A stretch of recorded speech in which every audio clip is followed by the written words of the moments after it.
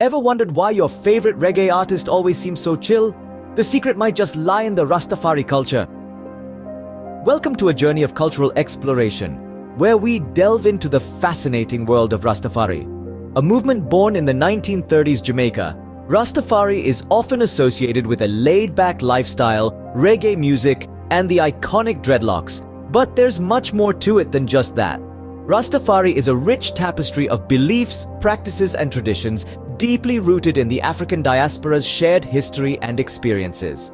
It was born out of a defiant stand against colonial culture and has grown into a worldwide phenomenon, with an estimated 700,000 to 1 million followers. Its Afrocentric narrative emphasizes on the liberation from oppression and the dream of returning to the African motherland. Rastafari practices, such as communal gatherings known as groundations, music, chanting, and the sacramental use of cannabis, are all integral parts of this vibrant culture. And yes, reggae music played a pivotal role in spreading the Rastafari message far and wide. But the Rastafari culture is much more than just dreadlocks and reggae. Let's dive deep into this unique cultural movement. Our journey begins in the 1930s, in the heart of Jamaica. A time of unrest, a time of change, a time when the echoes of colonial rule were still ringing loudly in the ears of the Jamaican people. Out of this turbulent era, a new movement began to take shape, one that would challenge the status quo and give voice to the oppressed. This was the birth of Rastafari, a movement that was as much a social rebellion as it was a spiritual awakening. The seeds of Rastafari were sown in the fertile soil of resistance against the British colonial culture. It was a call to arms, a call to unity, and a call to return to African roots. The socio-political climate of the time played a significant role in shaping the Rastafari movement. The people of Jamaica were yearning for change, yearning for something that would help them reclaim their identity and their dignity in a world that had for so long denied them both. Rastafari, with its Afrocentric ideology, provided an answer. It offered a way for the African diaspora to reconnect with their roots, to find strength in their shared history, and to stand tall against the oppressive forces that sought to hold them down. It was a movement that was born out of defiance, out of a refusal to accept the status quo, but it was also born out of a deep sense of spirituality, of a belief in a higher power known as Jah, and a reverence for Haile Selassie verse, seen as a prophet and divine figure.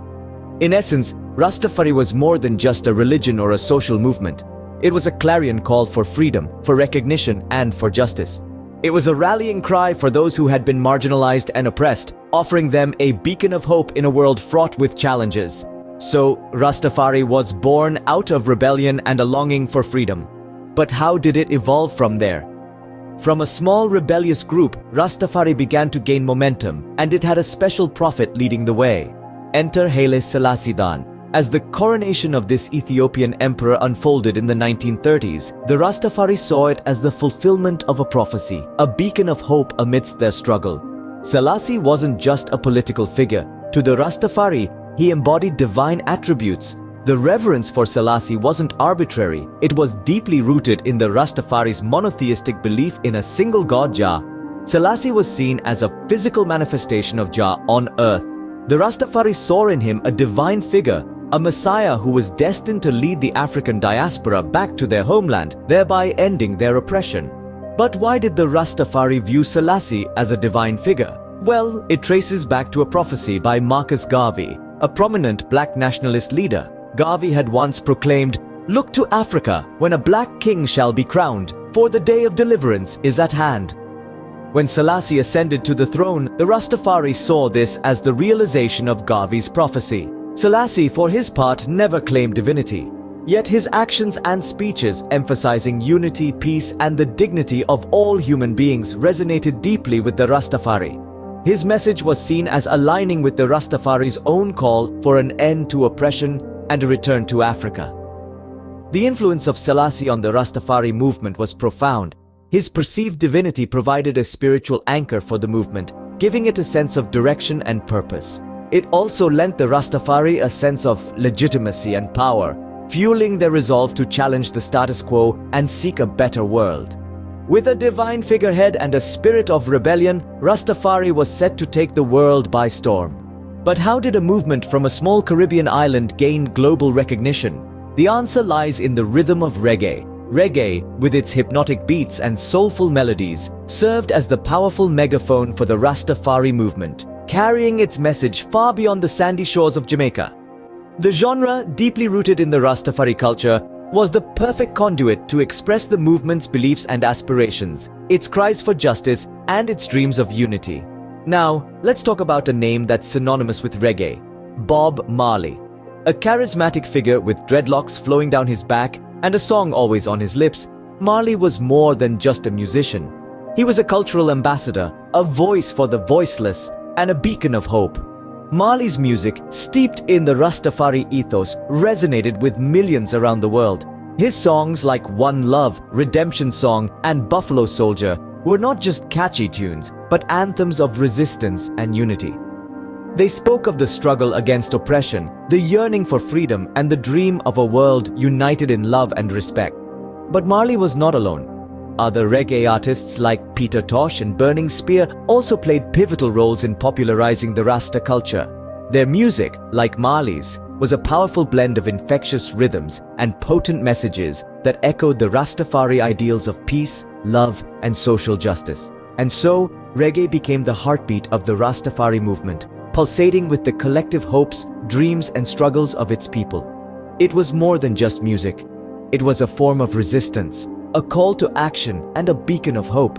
It was, and still is, a potent tool for change, challenging societal norms and inspiring countless individuals to question, to resist, and to dream. So the next time you find yourself tapping your feet to a reggae beat, remember, you're not just listening to a song, you're hearing a story, a plea, a dream, a revolution. You're partaking in a cultural movement that has touched and continues to touch lives across the globe. Through the power of music, Rastafari found its voice. But what did that voice have to say? At the heart of Rastafari are its unique beliefs and practices. Let's take a closer look. The Rastafari movement, originating from Jamaica in the 1930s, is steeped in a rich tapestry of beliefs and customs that set it apart from many other religious movements. Central to Rastafari is the monotheistic belief in a single god known as Jah. Jah is viewed as a divine entity who is intimately connected with every individual, providing guidance and direction in life. This belief in Jah's omnipresence gives Rastafarians a strong sense of spirituality and purpose in their daily lives. No less important to Rastafari is the deep reverence for Haile Selassie I, the former emperor of Ethiopia. He is not just seen as a political figure, but as a prophet or even a divine figure.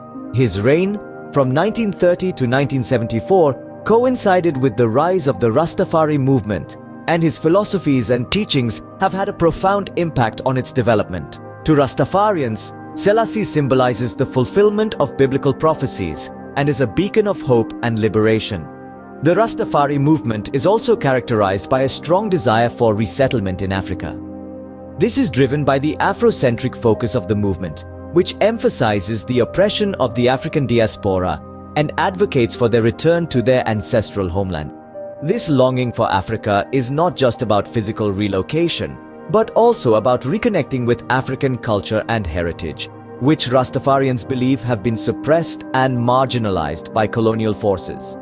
As for the practices of the Rastafari, they are as diverse and vibrant as the beliefs. One significant aspect is the communal gatherings known as groundations. These are not just social events, but spiritual occasions where Rastafarians come together to engage in music, chanting, and discussions.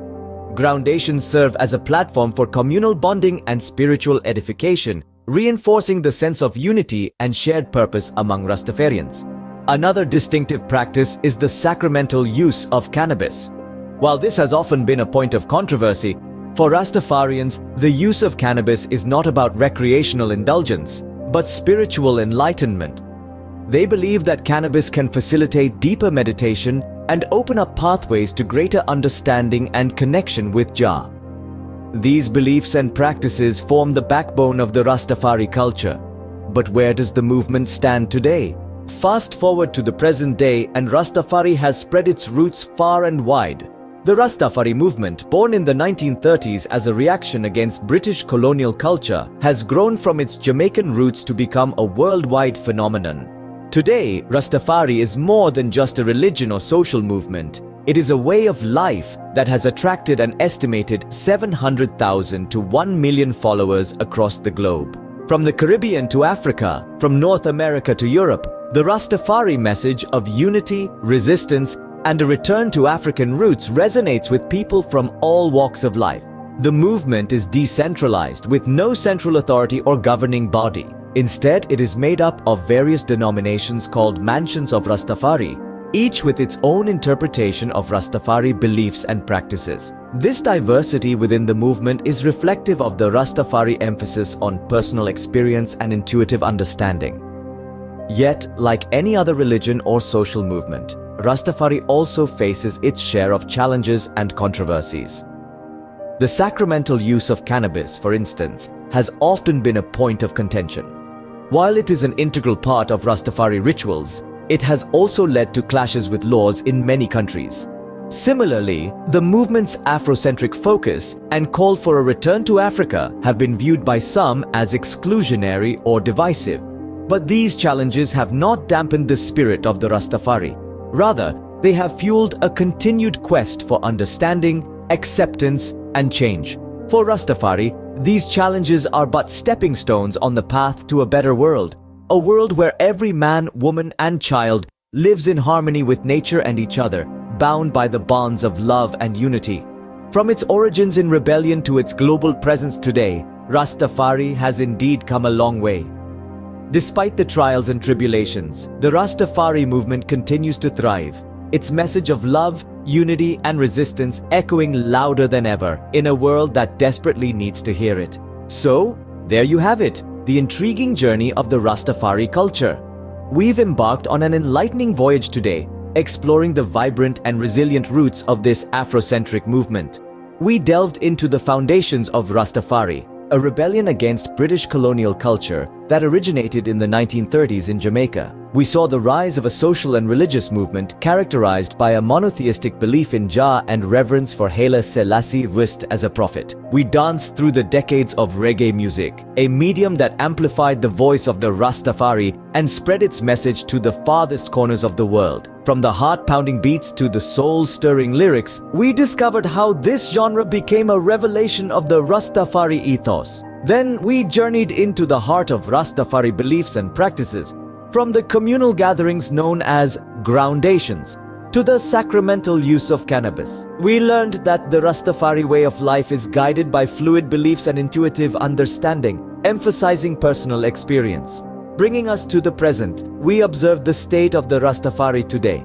A decentralized movement with various denominations or mansions of Rastafari, it counts between 700,000 and 1 million followers worldwide. Despite differing interpretations, the Rastafari culture remains a beacon of resistance and resilience, advocating for the African diaspora and its resettlement in Africa. Remember, Rastafari is more than just a culture or a movement. It's a way of life, a belief system, and a testament to the power of the human spirit. So the next time you listen to a reggae song, remember the rich history and beliefs that it represents, and maybe, just maybe, you'll find a bit of that Rastafari spirit in you too. Thanks for watching. Please like, share and subscribe to the channel for more interesting videos.